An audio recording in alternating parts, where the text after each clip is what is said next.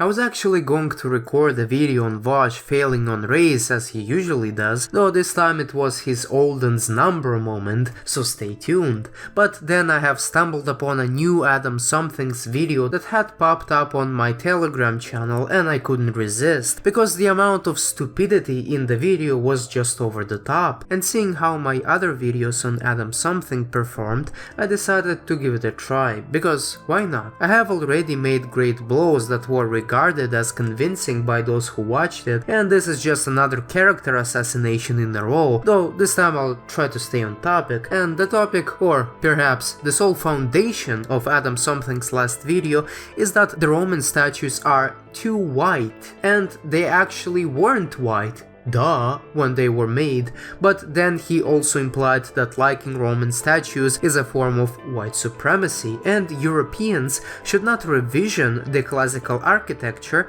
because apparently their coloring didn't exactly look like that, as if we can't do something of our own and just have to follow whatever the ancient Greeks and the Romans were doing at the time. And as you can see, it is all white. Or how about this building, which I assume doesn't need an introduction, or this one. And this one is the Hungarian National Museum, all of them neoclassical and all of them Snow White.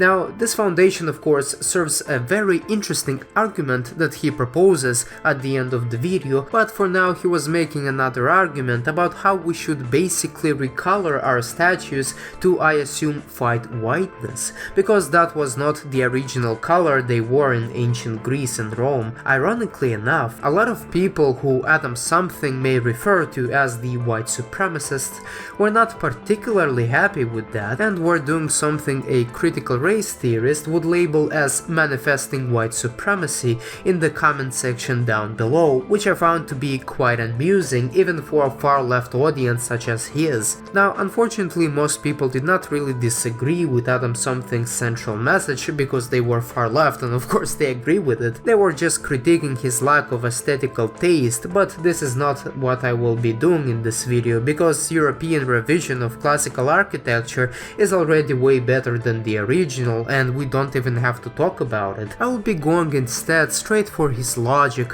or should I better say a bunch of ramblings that were randomly picked up in hopes of accurately signaling that he holds what Bob Henderson refers to as luxurious beliefs, meaning the beliefs of the ruling class. And here are those luxurious beliefs that I have just talked about. They come right after the basic premise was established, and I will play the clip and then we can dissect his logic. So yeah, my biggest problem with this whole statue color business is the racial ideology which is built on top of it. This fundamental misunderstanding of ancient cultures feeds into this modern myth of white supremacy. Yes, white supremacy is a myth. The sole purpose of which is to belittle, dehumanize and exclude non-whites. And turns out this collective misunderstanding of the ancient world is the perfect breeding ground for such ideas. The reason why you and I might look at these statues and think they're tacky or tasteless is because we have been culturally conditioned to think that way. In contemporary Western culture, whiteness came to be associated with purity, seriousness, professionalism, cleanliness, and most importantly,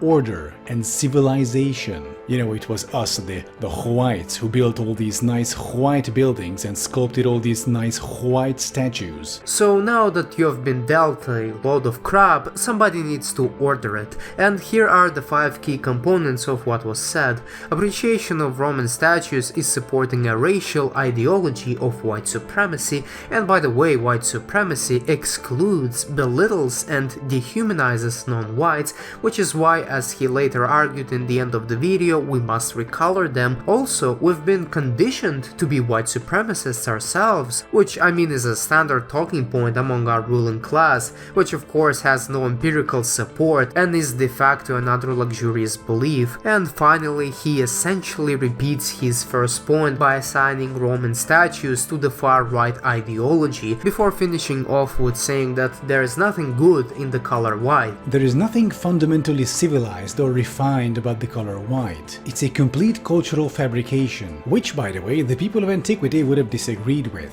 I wonder why he hates the color white so much. What do you think? Tell me in the comments. And by the way, it runs contrary to his audience, but it is safe to say that many of his audience come from a working class or a lower class, so they are not yet exposed to the idea that color white is a form of violence, because it is a color that is associated with Europeans, who are collectively regarded as the scum of the earth by our educated ruling class, and therefore whatever is associated with whiteness or Europeans should be destroyed. Now, to the point of Roman statues being far-right symbols, I'm not sure what to even say at this, other than perhaps say that museums and those who are in humanity programs are inherently and overwhelmingly leftist, to my disappointment. Plus, the statues are far-right if people regard them to be as far-right, and this is what Adam Something is precisely doing. He regards things that are apolitical to be inherently political in an effort to give a serious blow to the European culture in this case by associating it with things that are considered to be unacceptable, such as white supremacy, so that we can get rid of it. It is a simple tactic which is pretty clever for the people who came up with it, which of course was not Adam Something, who never has any ideas of his own and just chews whatever has been chewed for him, but nonetheless. How does Barack Obama fit into all this? Let me explain. Barack Obama is considered black. He is not considered white. Well, you know, duh, obviously, right? But hold on a second, Barack Obama is half white, half black. So how come he's not considered both black and white at the same time? Well, that's because whiteness is exclusionary. Its obsession with purity produces this ever-shrinking group of worthy individuals. Huge air quotes around worthy, but what these identity Evropa types don't realize is that this concept is doomed to fail. Civilizations that turn exclusionary will not stand the test of time, as they say. Adam makes a standard argument that a majority of our sociologists and cultural critics would make, and that is whiteness is exclusionary, after probably speaking with a self-proclaimed spokesman for the white race and studying the Nazi regime or the America's colonial history, naturally concluding that some remnants of that still manifest to this day. Well, let's check it and see about if whiteness is such an exclusionary and obsessed with purity thing. Oh wait, what's this? Why is that most white Americans do not consider Barack Obama to be black, yet consider him to be biracial? However, most blacks consider him to be black. You see, this whole premise is fundamentally turned upside down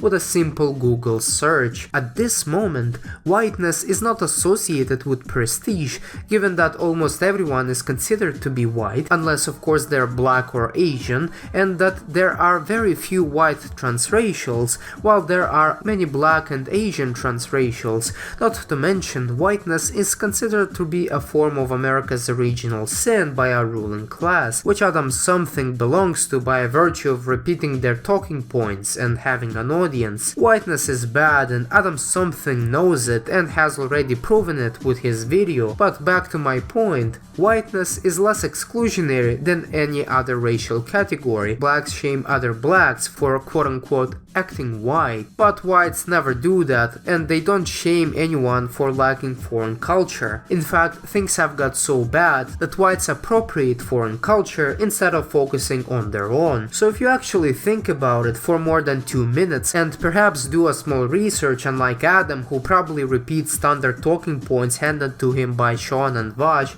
you would reject this unfounded assumption immediately. Following that, he made 2 other stupid points as usual, and the first one is that apparently civilizations fall when they don't let everyone in, and because they were exclusionary, which is a remarkably stupid assertion, contradicted by perhaps the histories of all nations, ranging from the Rome being flooded by Germanic migrants and internal divide, which ultimately became the downfall of Rome, as original population that at that moment didn't stand for anything was replaced by Germanics who did not carry Roman culture with them. What do you even expect? Or even let's look at the most recent example, which included the Soviet Union, who had collapsed the moment they ceased to be politically and economically exclusionary and oppressive, and I'm sure any other country you have in mind has collapsed under similar conditions unless it has been conquered by another country. They all follow a simple plotline laid out by Arnold J. Toynbee and Sir John Glubb, and surprise surprise, it is applicable to the modern West, with its internal divide and polarization,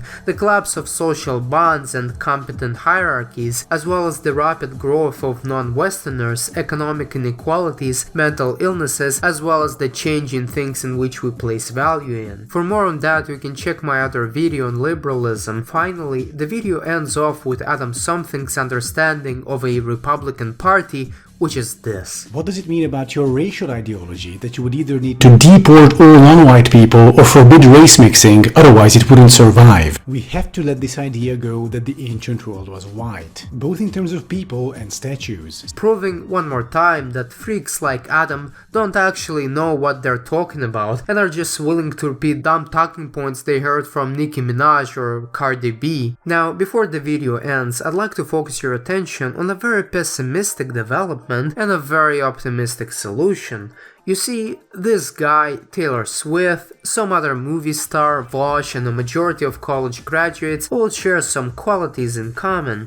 They all agree with the core direction of our society is going and work to reinforce each other and punish any deviants, as well as generally act as a monolith. The so-called leaders of our public opinion, who are going to control institutions and large sectors of the economy, are going to be educated now by people like Adam Something, and their idea of education results to mindlessly copying the mannerisms and beliefs of those they perceive to be as prestigious. Forget about convictions for a moment, it's a matter of quality. In an age of college degree inflation, mass media and the internet, the overall quality of the ruling class monopolarity will decrease, and consequently its pressures for reinforcing control and punishing deviants would diminish as well as their overall organization. To put it bluntly, their quantity has increased, no doubt about it, but their quality subsequently has decreased. And if you know anything about life, you know that quality ultimately trumps quantity. In other words, this class will be more open to subversion and being made a fool, because Adam is an average person in their ranks, and it will be very hard for them to justify their vision of the world, given that they're lower in G and their arguments suck, while at the same time being challenged by people of higher cognitive abilities.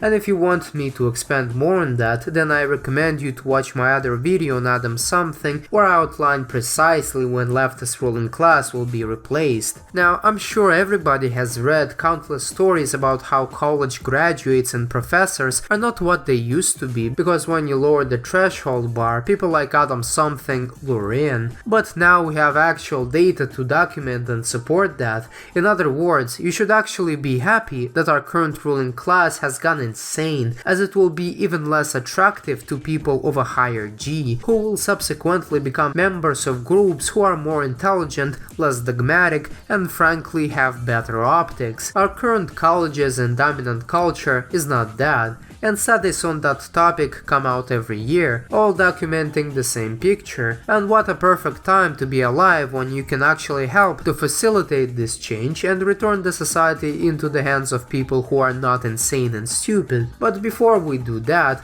we should let this insanity run its course, and as we can already see, the cultural shift is still undergoing, but it hasn't reached full insanity yet. It is true that BuzzFeed articles from 2014 and 15 and similar styled videos were once mocked by an overwhelming majority, now are the norm of political discourse among the left, and this Adam Something's video is just a good example of that old BuzzFeed article from 2014 that is charged with a hidden and sitting hatred towards a certain demographic of people, which is now unfortunately being normalized and seen as in line by one section of our society. And my argument is that the more insane and recycled as well as dogmatic things will get for the left, the easier it is for the right to reassert itself and win over a large chunk of the population who are not bigoted towards whiteness, are pretty reasonable, and are at least below average in openness. That was all for today, thank you for watching and stay tuned for my Vosh video.